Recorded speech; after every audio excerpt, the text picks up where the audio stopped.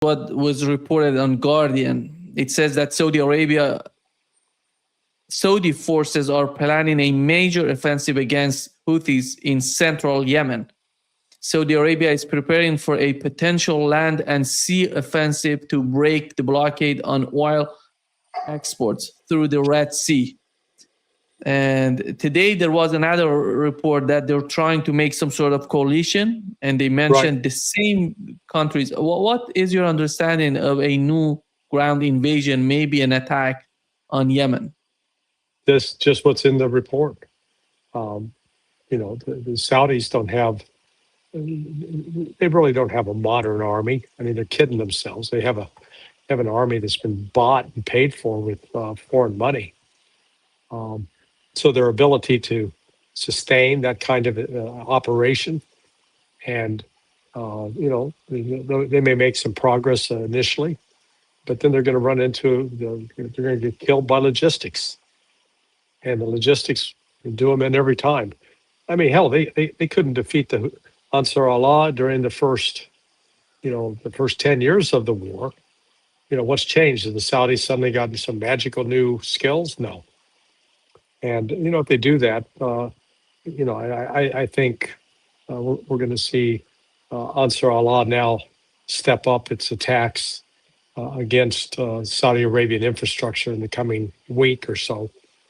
And this effort to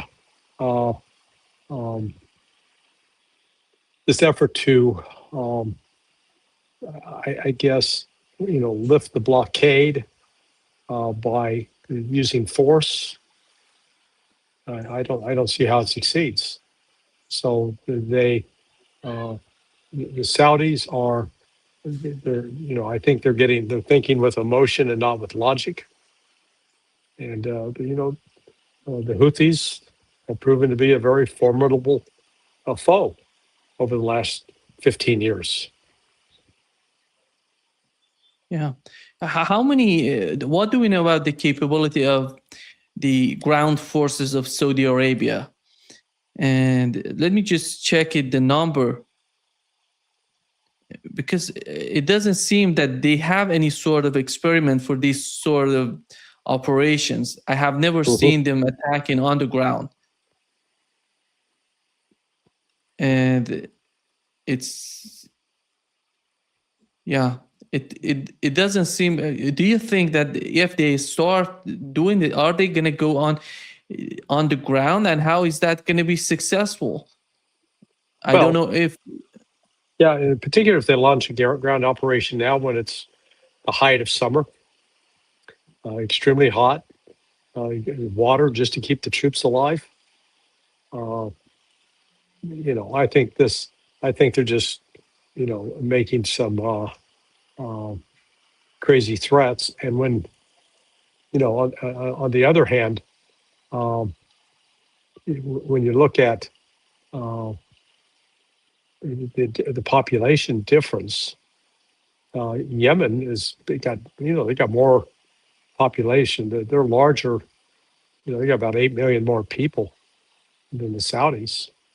And Yemen comes in around 43 million. And Saudis come in around 35 million. So, the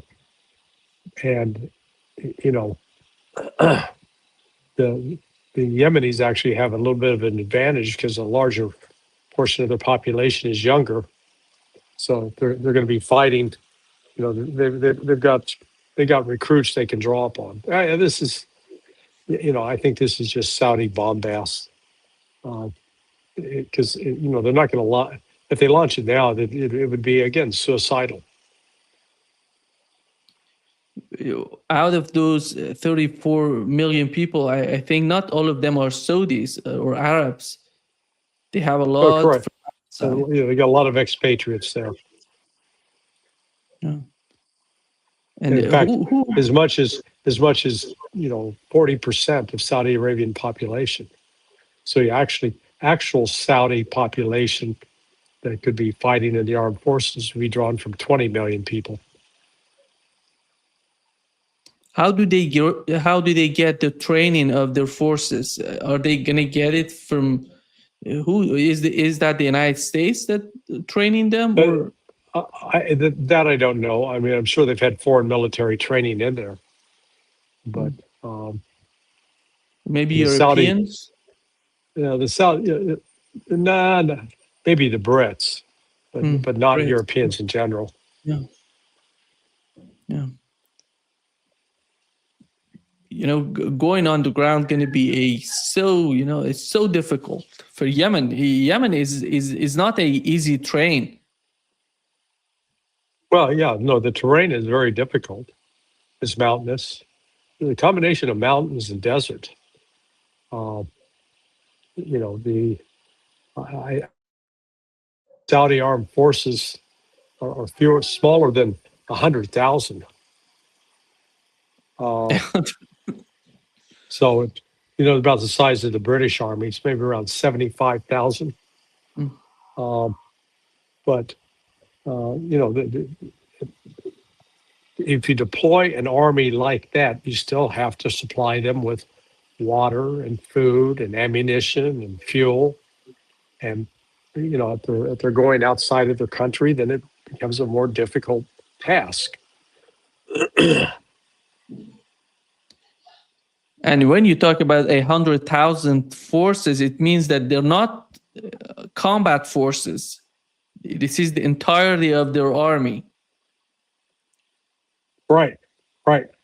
It's going to be 20% of those people going to be 20, 30%, maybe 40%? 30 to 40%. But, and look at the size. So the size of Ansar Allah is estimated between about 140,000, total 200,000. So they outnumber. And again, an attacking force, as the Saudis would be, normally you require a 3-to-1 advantage. Well, that means they need about 300, 400,000 troops against the Houthis. They don't have that. Yeah, so that's nonsense. But they have announced today that they're going to have this new, as they call it, the coalition or all these countries coming together. Yeah. They call it the multinational maritime defense coalition, as they call it. Yeah. So we'll see if anything actually comes of it. It's one thing to put it up on. Bahrain. Yeah. Well, it's Egypt, it's Pakistan, it's Turkey, Pakistan. Bahrain, Kuwait, Qatar. So not UAE. So, but are they going to assemble a joint naval force to take on Iran? I don't think so.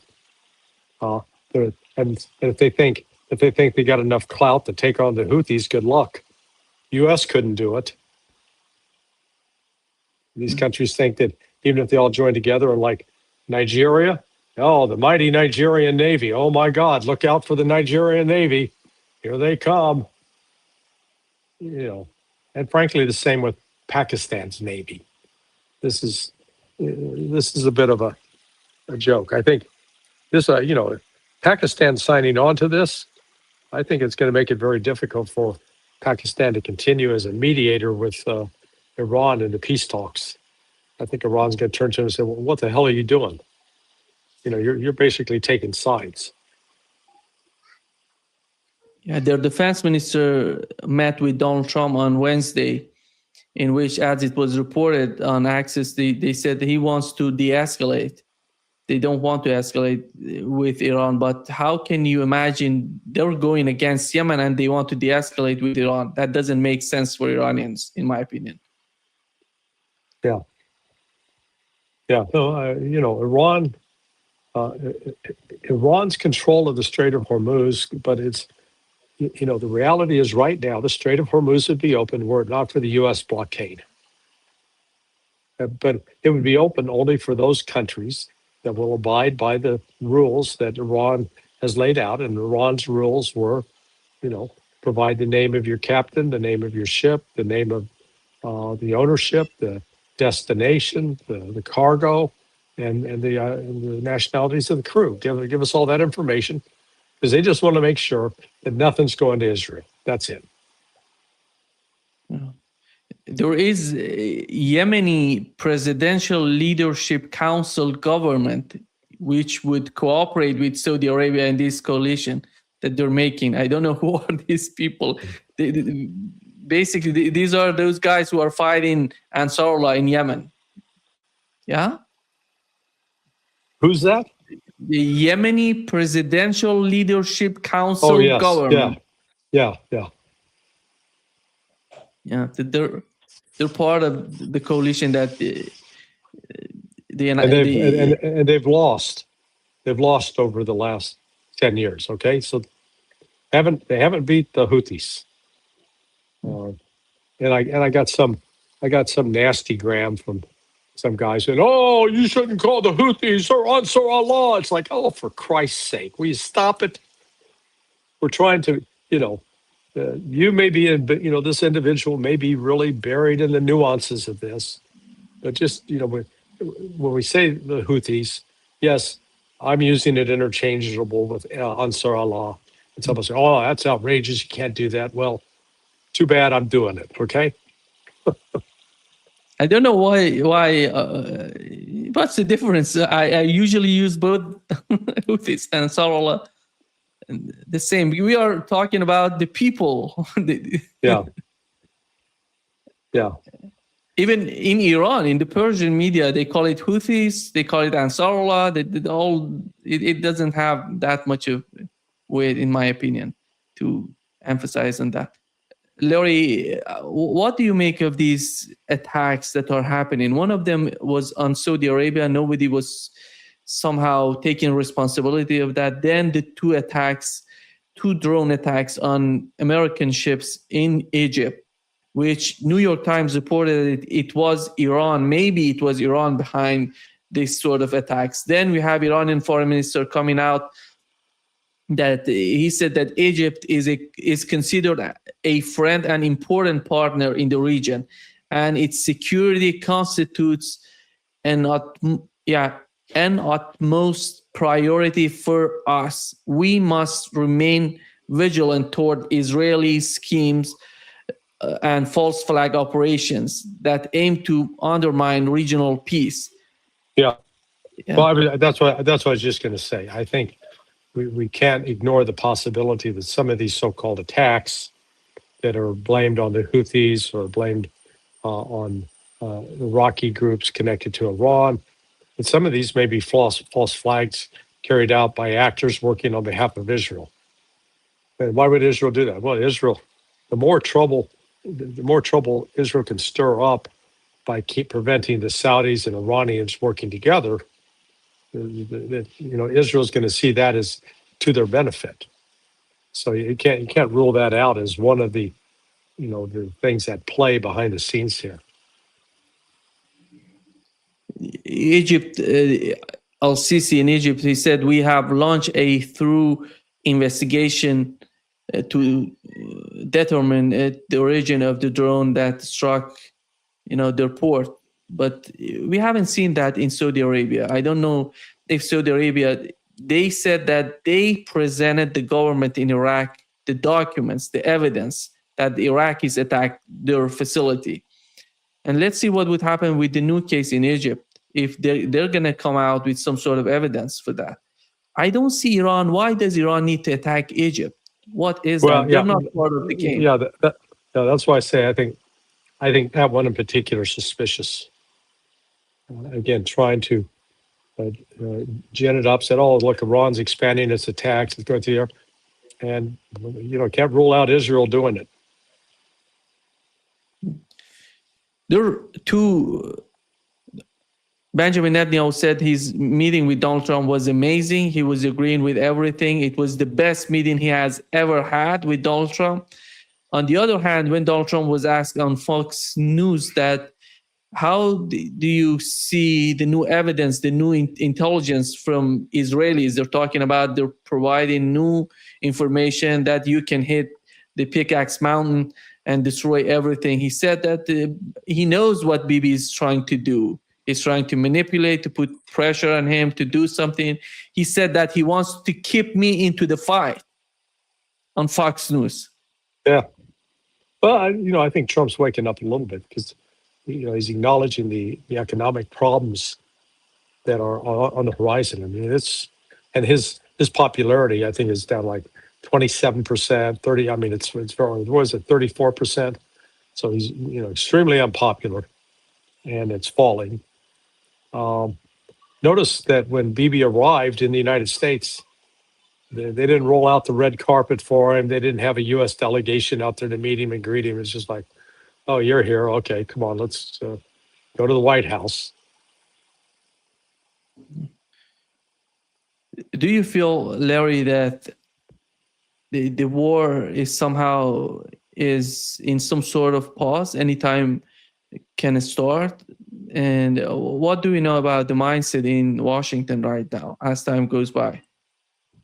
Well, I was going to say that so far the U.S. military, the missiles, the strikes launched yesterday, it didn't appear to have a lot of, I'll call it, a lot of enthusiasm or intensity, or it just sort of seemed like, okay, we got to, we're going to check the box. We did this. And similarly with Iran's response is pretty muted. I didn't see, major strikes. And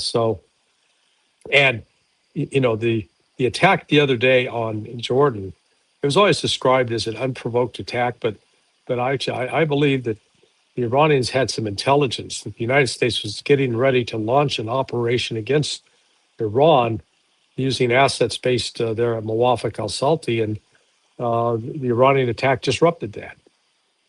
Now, the United States claims, oh, we shot down all the missiles. I don't believe that for a minute. I mean, I think that's a crock. But, whatever they destroyed or hurt, it apparently it did disrupt the U.S. operations.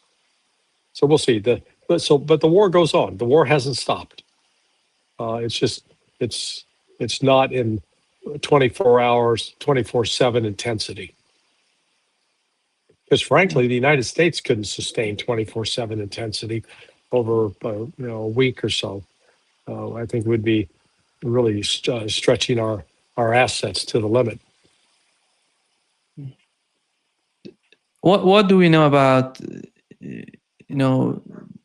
maybe the negotiations between Iran and Pakistan, between Iran and Qatar? Because yesterday, it was reported today that yesterday one of these Qatari LNG ships passed through the Strait of Hormuz after more than 3 weeks. They didn't have any ship passing through. Yesterday was the first time Iran letting that happen. Mm-hmm. And they used the Iranian route to pass. And do you think that these two countries, I would assume that Oman, because of the strait, is joining the mediators? How do you see that front? How do you see, is there anything, important happening with the talks, with the messages? You mean between Pakistan and Iran? Yeah, I'm talking about between Qatar and Iran, between Iran and Pakistan, between Iran and Oman, which is happening. We know that between Iran and Oman, it was one of the most important negotiations that are happening right now. Yeah, it's well, Iran and Oman have been talking. So far, they've said the talks have been productive, but we haven't seen any conclusions from it. Pakistan continues to play this mediator role, but I think it's really damaged its credibility now by signing on to this signing on to the Saudi coalition. So because Iran can come and say, "Hey, wait a second, you're basically united against us. You're not here."